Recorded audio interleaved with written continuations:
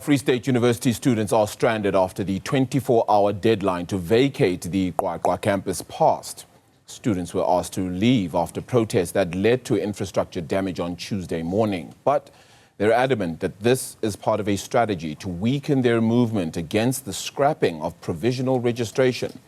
Nqobile Madlala joins us now live with those details. Just outside that university, it's a number of students scrambling, a number of students lying in wait with their luggage in hand and no place to go. Good morning, Nqobile. Good morning, Arabile. Yes, indeed. A lot of students here are still trying to figure out exactly where to go. We're told that from 3 a.m. in the morning, they were encouraged to wake up. They were then asked to be out of campus by 6 a.m. And I'm going to show you what's taking place there.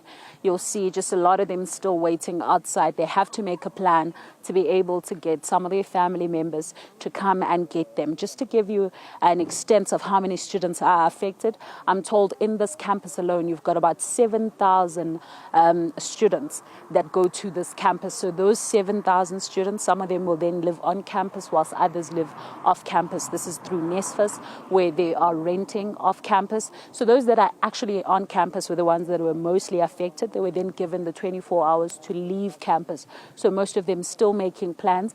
Others made plans yesterday. You'll see in front of you there are also taxis, meter taxis, that are now making money of that decision by the UFS. But at the same time, we have students that don't know where to go, and that's why I'm going to bring in my guest now to speak to us, because this has been affecting her. And of course, you'll know that these universities have a lot of strict conditions for students. This is why she doesn't want to be seen.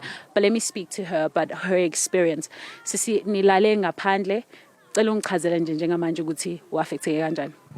Okay, so what happened is that in the early hours of yesterday, which was at 6 a.m., we got a message, which was after the events that transpired on Monday night.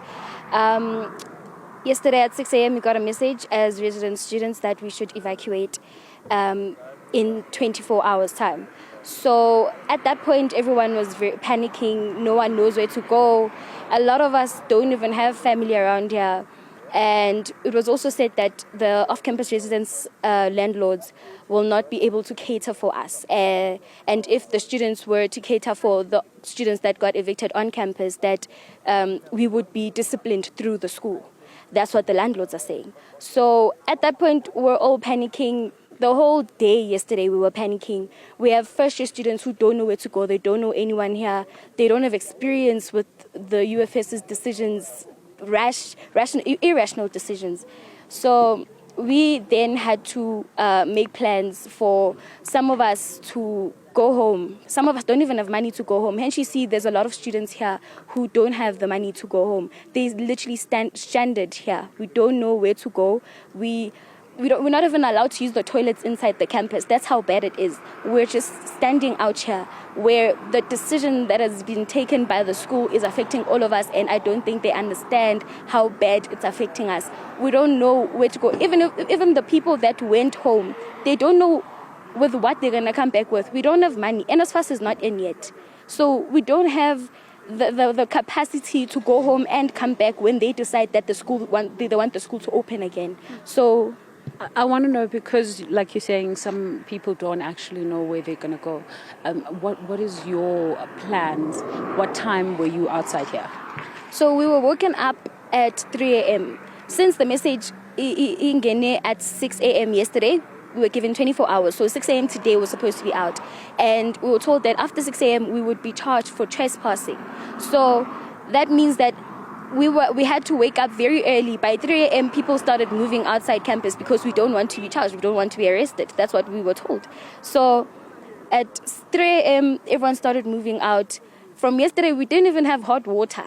From the moment that message came in, we didn't have hot water. So it's really sad to see this, that we got woken up so early in the morning. It was full here.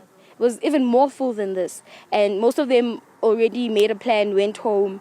But the students that you see here don't have a plan. Thank you very much for speaking to us. We hope that that plan does come at some point. And SRC president here, the students say they don't have a plan. They don't know where to go. They don't know what's going to happen.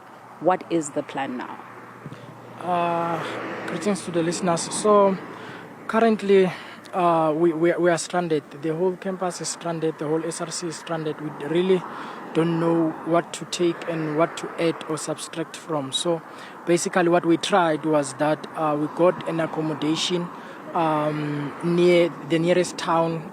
We spoke to a certain pastor and he said we can accommodate the student, which should never been an agreement we should have even came to, because these students are paying for the accommodation. They should be let to stay here.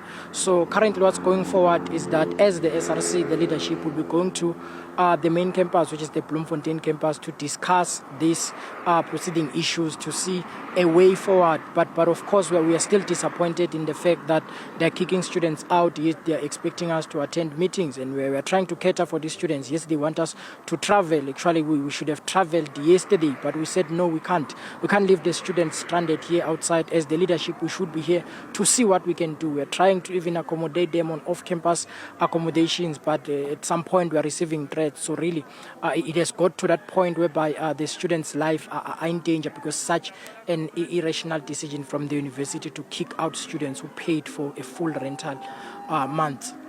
And of course, the university's decision comes from the fact that some of the infrastructure was broken during that protest action that took place. I suppose as SRC, though, you were supposed to be on guard to ensure such things don't take place. Last week, as others would be informed, we had a protest of about 4 days, from Monday, Tuesday, Wednesday, Thursday, which was peaceful. Nothing was broken, nothing was destroyed. But really, as SRC, we're about, I'm not sure, it's 17 members, but will not be all there on the protest. Is to say, maybe there are 10 people.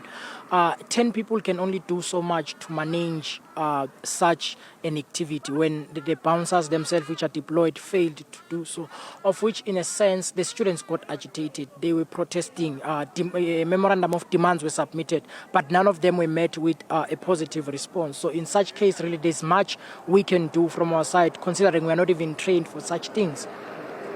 Thank you very much for speaking to us. That is the SRC president within Qwaqwa UFS campus. Arabile, students are stranded. The president of the SRC says they're traveling to Bloemfontein to have those conversations. Something has changed overnight, of course, mainly because of the fact that they have seen that the students still require more assistance, but they are trying to make plans to ensure that there is a place where they can get a bit of help or a bit of shelter just for now. Nqobile, thank you for bringing us that story, which continues to straddle on, unfortunately.